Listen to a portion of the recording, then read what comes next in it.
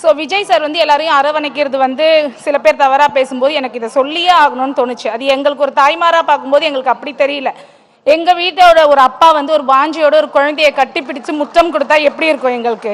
ஒரு தாய் மாமனா எங்களோட அண்ணன் இருந்து ஒரு அக்கா பிள்ளையோ தங்கை பிள்ளையோ வந்து பார்த்து ஒரு அன்பும் இருக்கும், அதில் ஆசையும் இருக்கும், அதே சமயத்தில் ஒரு அக்கறையும் இருக்கும் ஒரு தாய் மாமாவிற்கு. எல்லாருக்கும் வணக்கம். என்னோட பேர் சோனியா. பாண்டிச்சேரி முத்தியால்பேட்லேருந்து வந்திருக்கோம். எங்கள் பொண்ணு மேனகா வந்து இமாக்லேட் ஸ்கூலில் படிக்கிறாங்க. நல்லா படிப்பாங்க. பட் இந்த அளவுக்கு ஒரு பெருமைமிகு தருணத்தில் வந்து எங்களை கொண்டு வந்து சேர்ப்பாங்கன்னு நிச்சயமாக நம்பலை. வர வரைக்கும் ரொம்ப பதட்டமாக இருந்தது. விஜய் சாரோட ஆல் இஸ் வெல்னு சொல்லி தான் கொஞ்சம் கண்ட்ரோல் ஆகிருக்கு எங்களுக்கு. தமிழில் வாஞ்சை அப்படின்ற ஒரு வார்த்தை இருக்குது. வாஞ்சை அப்படின்னா ஒரு அன்பு, பாசம், அந்த மாதிரி ஒரு சொல், அந்த பொருள் அது. ஸோ விஜய் சார் வந்து எல்லாரையும் அரவணைக்கிறது வந்து சில பேர் தவறாக பேசும்போது எனக்கு இதை சொல்லியே ஆகணும்னு தோணுச்சு. அது எங்களுக்கு ஒரு தாய்மாராக பார்க்கும்போது எங்களுக்கு அப்படி தெரியல.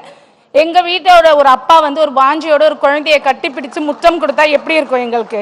ஒரு தாய் மாமனா எங்களோட அண்ணன் இருந்து ஒரு அக்கா பிள்ளையோ தங்கை பிள்ளையோ வந்து பார்த்து ஒரு அன்பும் இருக்கும், அதில் ஆசையும் இருக்கும், அதே சமயத்தில் ஒரு அக்கறையும் இருக்கும் ஒரு தாய் மாமாவிற்கு.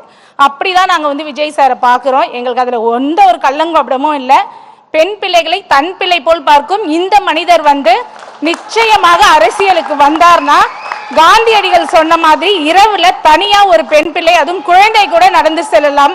கண்டிப்பா இதுல மாற்று கருத்தே இல்லை. நிச்சயம் நீங்க தமிழக முதல்வரா வரணும்னு நாங்க கடவுள்கிட்டயே வேண்டிட்டு இருக்கோம். அது நிச்சயமா பலிக்கும் 100%. ரொம்ப ரொம்ப நன்றி சார்.